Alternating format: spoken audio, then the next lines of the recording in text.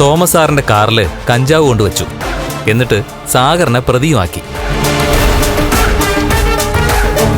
പക്ഷേ അപ്പൊ നീ ഒരു നല്ല കാര്യം ചെയ്തു കേട്ടോ. 1 കിലോയ്ക്ക് മുകളിൽ കഞ്ചാവ് കാറിൽ സൂക്ഷിക്കാൻ വിട്ടുപോയി. അതുകൊണ്ടാണ് അവന് സ്റ്റേഷൻ ജാമ്യം കിട്ടിയത്. നീ കരുതിയോ നിനക്ക് മാത്രമേ ഇതൊക്കെ ചെയ്യാൻ പറ്റത്തുള്ളൂന്ന്? എടാ, ഇതിനൊക്കെ ചൊറിപ്പണി എന്നാ പറയുന്നത്. ചൊറിപ്പണി. വെറും നട്ടലില്ലാത്തവരൊക്കെ ചെയ്യുന്ന പ്രവൃത്തി. എടാ, ഇന്നൊരു പുണ്യ ദിവസമാ. കണ്ണൻ സാറിനൊപ്പം ഞാനും ലോപ്പസും ശബരിമലയ്ക്ക് പോവാൻ മാലയിട്ട ദിവസം.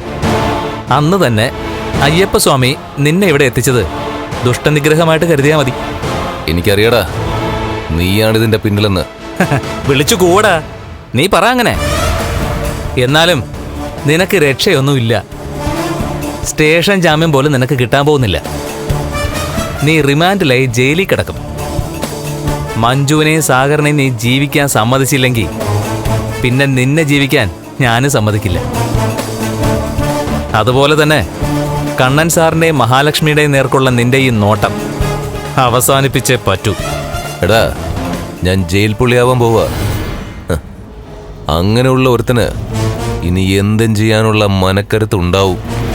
എടാ, നെഞ്ചുവാടി ക്ഷയരോഗം വന്ന് ചോര തുപ്പി ചാവണ്ടെന്നുണ്ടെങ്കിലേ മനുഷ്യനായിട്ട് ജീവിക്കണടാ.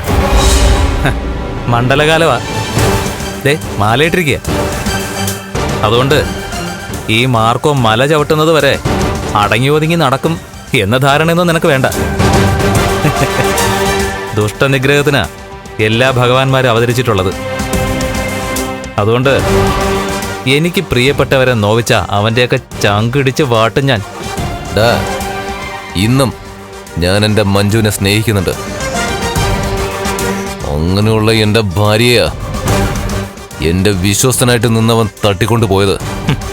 നീ എന്തിനാ സാഗറിനെ വിലക്കെടുത്തത്?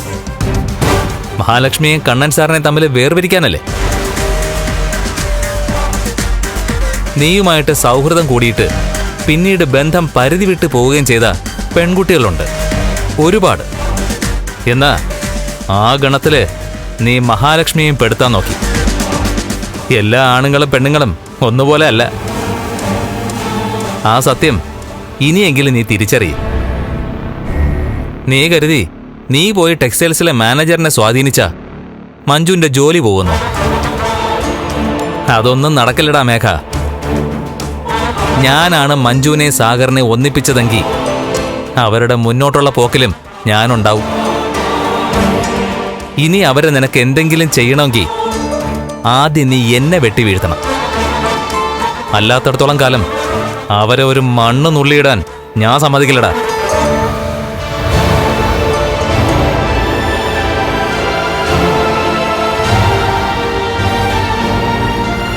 പിന്നെ ഈ കഞ്ചാവ് വന്ന വഴി എങ്ങനെയാണെന്ന് നിനക്കറിയണ്ടേ?